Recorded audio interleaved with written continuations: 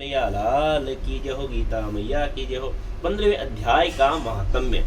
उत्तर प्रदेश में एक नृसिंह नामक राजा और सुभग नामक उसका मंत्री था। राजा को मंत्री पर बड़ा भरोसा था। मंत्री के मन में कपट था। मंत्री चाहता था कि राजा को मारकर यह राज्य मैं ही करूं। इस तरह कुछ काल व्यतीत हुआ। एक दिन राजा नौकर चाकरों सहित सो रहा था। तब मंत्री राजा को सारे नौकरों सहित मारकर राज्य करने लगा। कुछ काल व्यतीत हुआ, तब वह भी मर गया। यमराज के पास दूत बांधकर ले गए।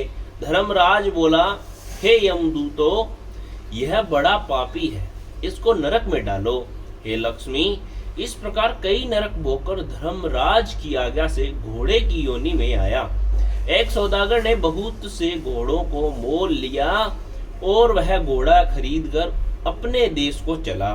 चलते चलते अपने देश में आया। तब वहां के राजा ने सुना कि अमुक सौदागर बहुत से घोड़े ले आया है। तब राजा ने उसे बुलाया और कई घोड़े खरीदे। उस घोड़े को भी खरीदा। जब उस घोड़े को फेरा, तब राजा को देख उसके सिर फेर लिया। राजा को देख उसने सिर फेर लिया। यह देख राजा बोला, क्या बात है जो घोड़े ने सिर फेरा? तब राजा ने पंडित बुलाकर पूछा कि इस घोड़े ने हमको देखकर सिर फेरा है, इसका क्या कारण है?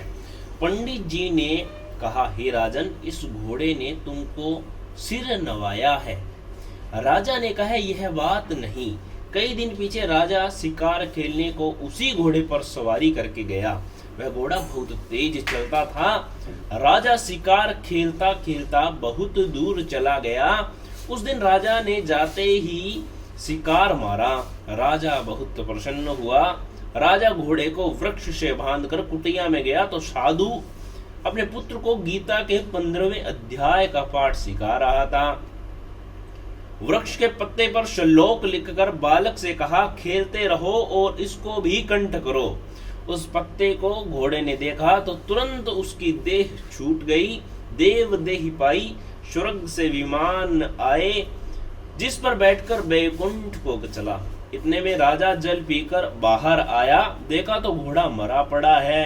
राजा चिंतित होकर बोला, यह घोड़ा किसने मारा?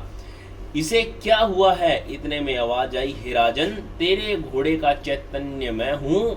मैंने अब देव देही पाई है, बैकुंठ को चला हूँ।